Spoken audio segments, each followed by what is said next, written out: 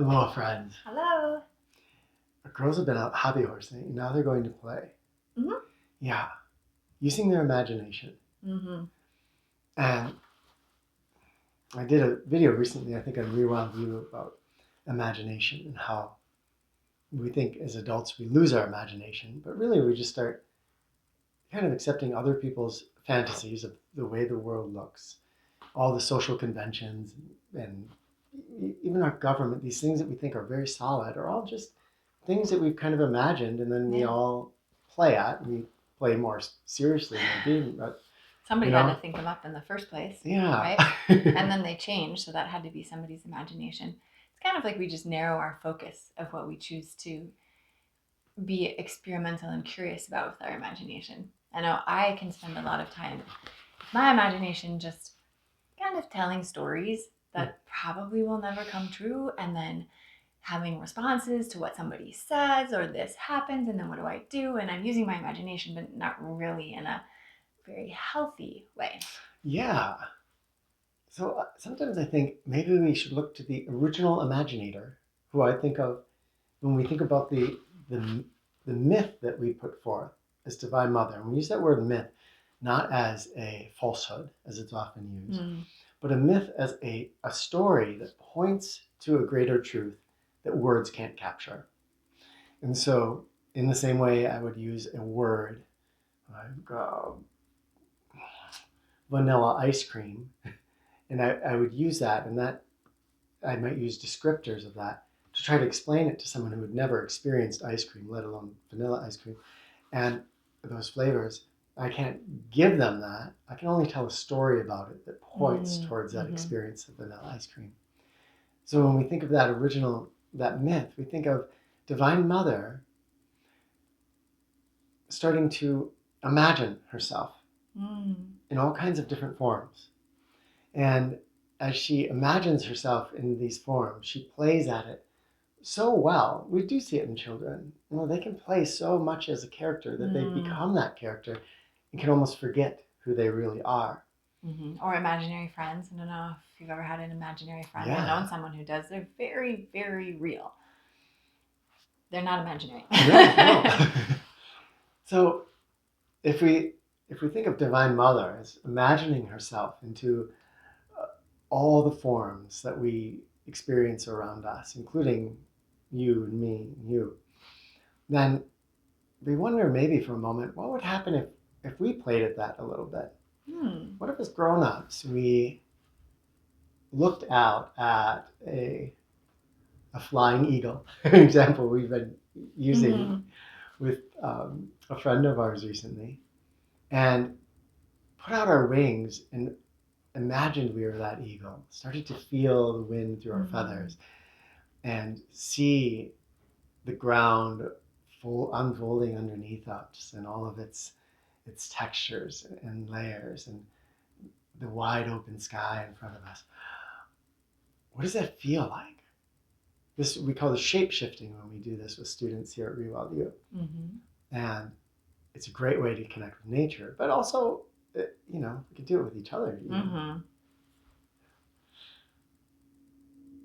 When I think of shape-shifting, the first thing I think of is going out into the woods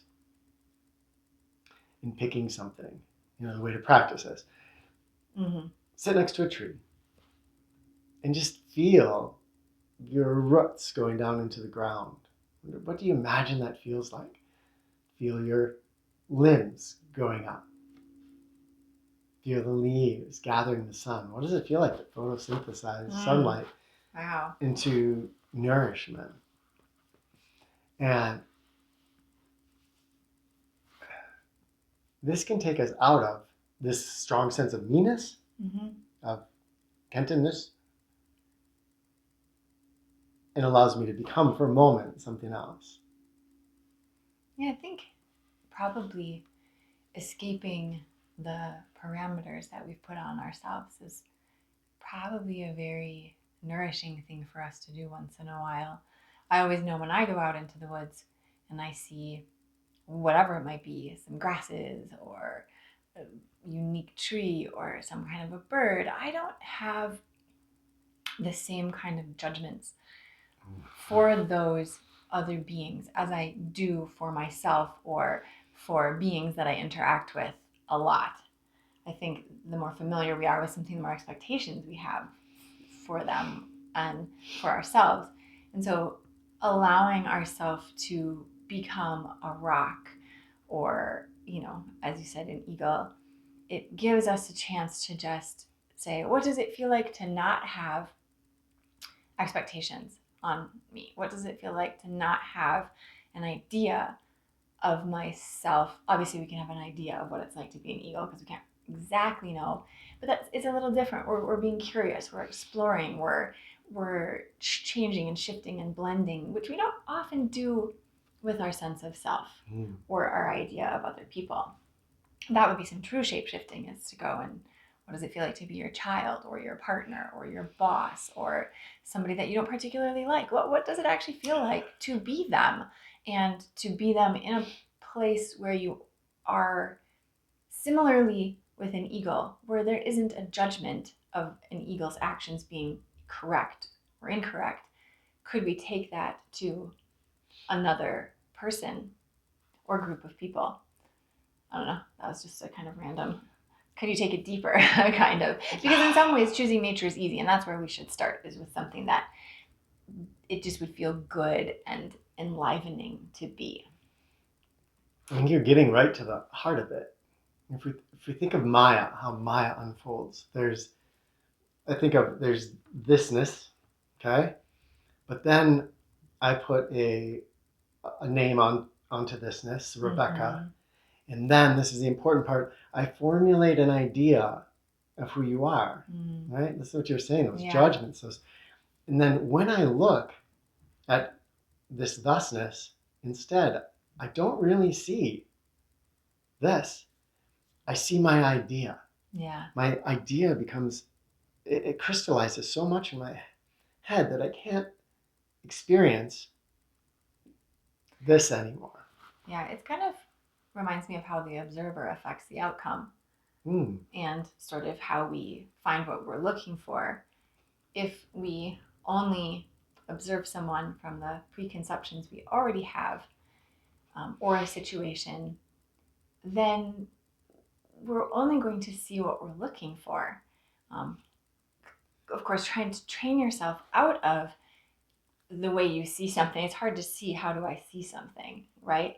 But that's where the shape shifting practice is really amazing, because instead of thinking that we know what something is like, if we open up to kind of a deeper experience and we say, I would like to imagine I'm a tree, or that tree over there, and we really get outside of our head and what our brain says a tree is and does, we might tap into something else. We might have some experiences and some feedback that would be completely unexpected if we're not just kind of putting things in a box and imagining we're that box.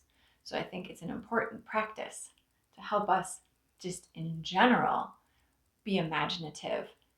And when something happens, perhaps that we think is bad or we don't like, to ask ourselves and to kind of shapeshift or imagine into that a little bit more. What could be going on that I don't see? Yeah, it can get us curious. I mean, to be sure, when we use shapeshifting, especially at first, we're still just using our imagination and putting our lens over the thing we observe. But the shapeshifting asks me to observe this, I'm going to call it a system, right? So this John, who I'm looking at, and John is really upset with me and kind of, it's getting on my nerves. I'm feeling this frustration. If I can shapeshift into John for a moment, I'm sort of doing that, getting into the person's shoes. I'm saying, okay, what does it feel like to be John right now? And I can put myself into that form, but also, wow, okay, I'm having strong emotions, feelings. I'm really upset with Ketan about this, and and what does that, what does that feel like? And I put myself into that. That it's different than our normal crystallized judgment, and that it's a curiosity based and an observation based judgment. our crystallizations can get so worn in and so old Mm.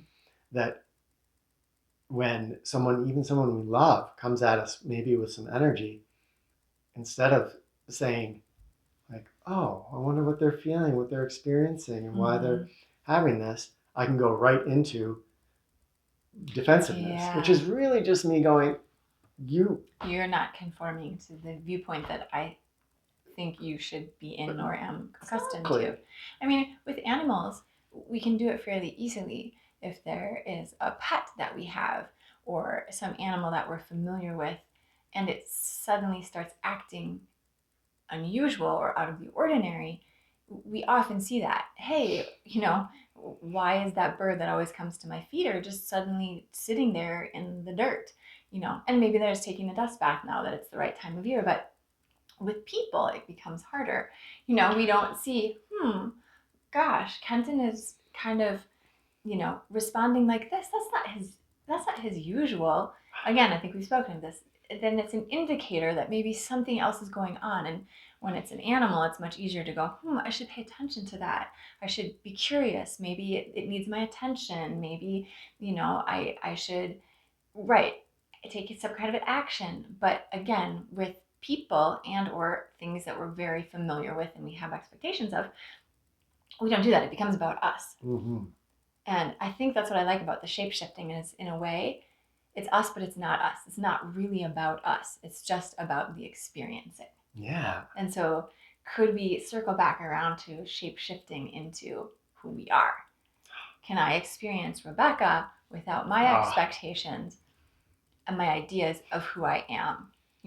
What is thisness that's here without and that's very very challenging, I think, to try to do, is to shape shift yourself. It's like stepping outside of yourself to then kind of reminds me of in movies where I'm thinking, an actor or actress is themselves. Then they play a character, but maybe then they're enchanted and they're supposed to be acting like another character. And so you have these layers, and how fun is it to sort of play around with, who am I now? Yeah. Yeah. And think for a moment what that does to your sense of self. So if Mm. I can shapeshift this kitten, I start to take my crystallized view of myself, which we might also call ego or things like that. That crystallized view, and it takes that a little less seriously and Mm-hmm. makes it a little less solid. So now the shapeshifting has gone another level by what you've Yeah. said, and it's taken me into saying, okay, this idea of me maybe is also mutable and is not as solid Mm-hmm. as it kind of feels to be. And from there, we might even think a little bit, wow, if I can shapeshift like this, in a way, I'm shapeshifting into Divine Mother. And I'm imagining myself into other Mm-hmm. forms, Mm-hmm. imagining myself into this form. Yeah. And as I do that, again, maybe I start to, my mean sense, that crystallization starts to break down a little bit. And maybe something a little magical starts to happen, because now instead of it just being me projecting imagination onto things, maybe this open awareness, this curiosity starts to connect me in with these other things, Mm-hmm. which we sense a barrier between us and the squirrel, Right. but that barrier may not be as clean the more we Yeah. observe it as we think it is.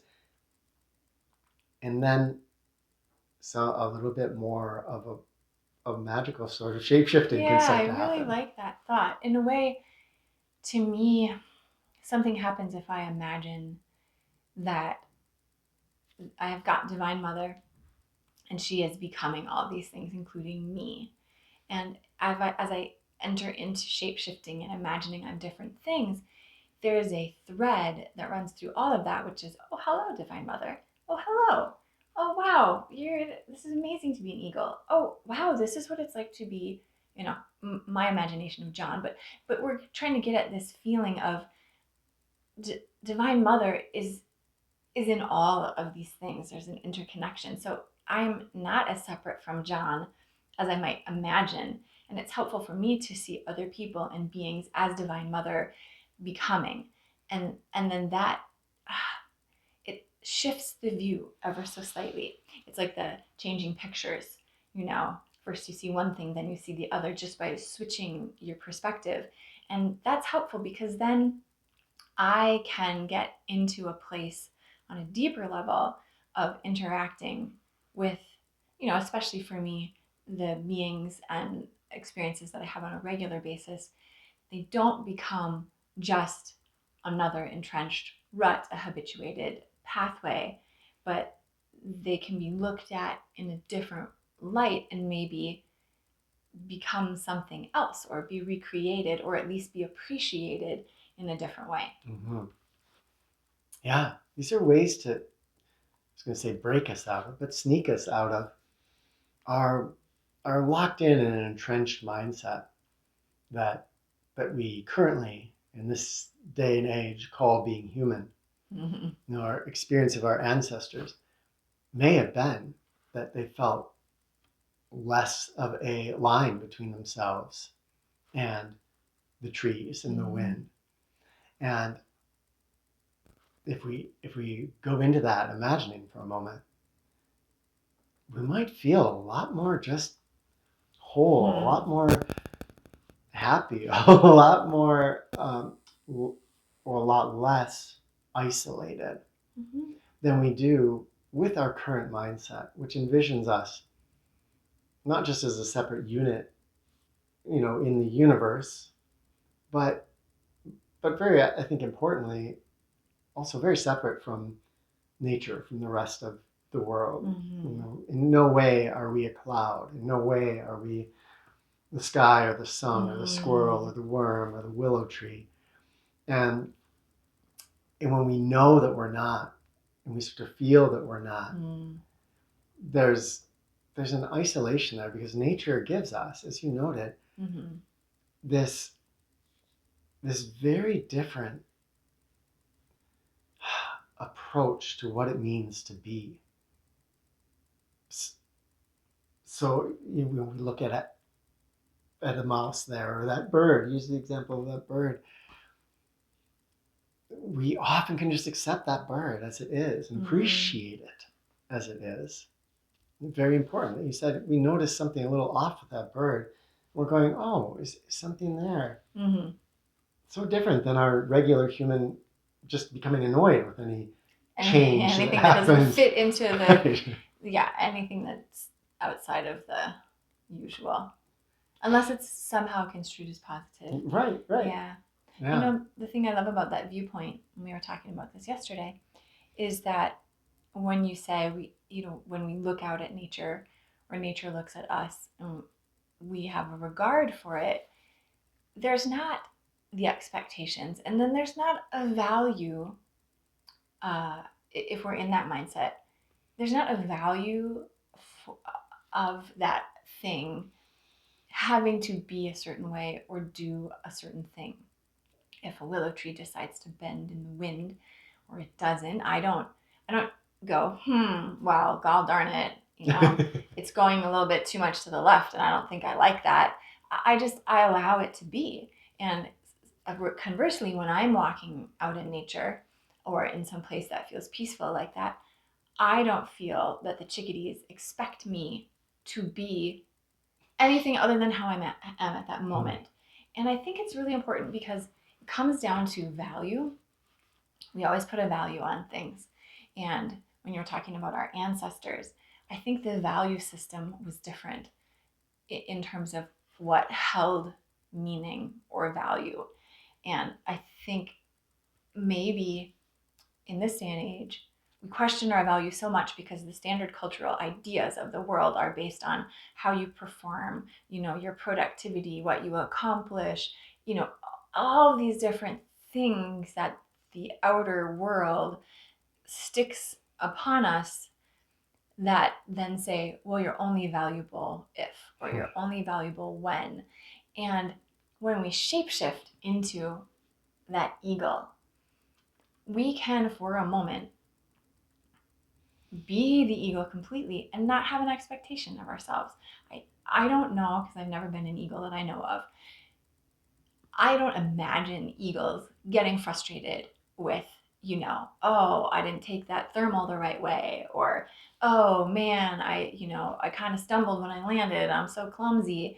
I feel like they don't have that same kind of judgment of themselves. And so, how freeing it is for us for a moment to go into a tree and to be without the the ruler, the Yeah, guide stick that whole of our structure. culture that says, well, not so much this, a little more that, and just be a tree and be enough being how you are, right? I don't know. I think that is one of the beauties and kind of the subtleties of a deeper shape shifting is letting go of the value system, right? Getting outside of that and just being valuable for just being the chickadee that I see that I was talking about, the chickadees, they're just valuable to me because there they are, and they're just living and doing things, and it's very inspiring. How can I feel that way about me, and what would my life be like if I came from that place of, yeah, I'm just valuable because here I am, and I can go from there. But I have the mindset that's, well, okay, but what are you doing to help people, and what are you doing to make a difference? And there's this idea that, well, you were saying kind of that the world is broken and it needs to be fixed. And I don't know. I think when we step into a tree or an eagle or whatever thing that we can get more entwined with, I think some of that training can just be set aside for a little bit. Yeah.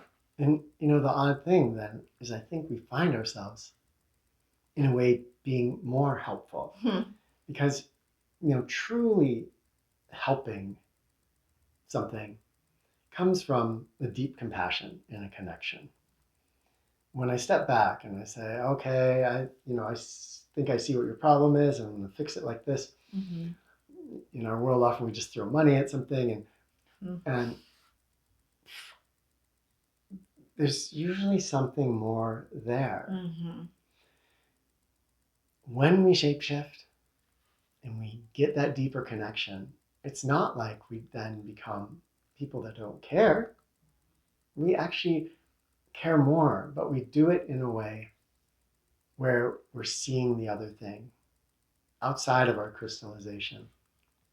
And so, even if that's not a perfect way of seeing, it's probably a little more, a little more online. And so, the shape shifting, we super encourage you to try it, to just explore it a little bit. Again, a great way to start is to just go out into nature and see a bird or a tree and try to imagine being that thing. And it's super fun to do with kids because you can shapeshift being a snake and actually act it out on the ground. Yeah. It can become super fun and playful too. But hopefully we've also given you lots of places to take this, because this practice of shapeshifting has layer upon layer of connection and depth to it that in a way can take us all the way out of that ego sense and into that dustness. Wow. Well, thank you for spending some time with us, and always feel free to share any thoughts or experiences or anything at all that have come from some of these concepts, and I look forward to hearing from you. We're sending you love.